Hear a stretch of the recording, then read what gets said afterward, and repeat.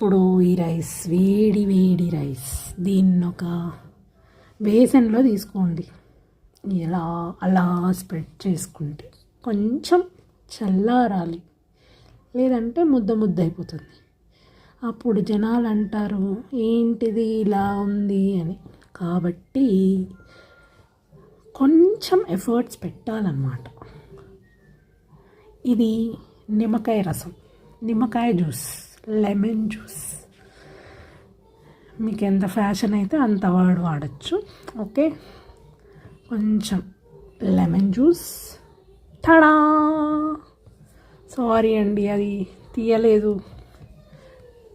Okay, here you see చిత్రాన్నం, పెరుగన్నం, beans తాలింపు, క్యాప్సికమ్ అండ్ పన్నీర్ తాలింపు. క్యాప్సికమ్ దాక్కొని ఉంది, సో డోంట్ మైండ్. ఇక్కడ నేను మా ఆయన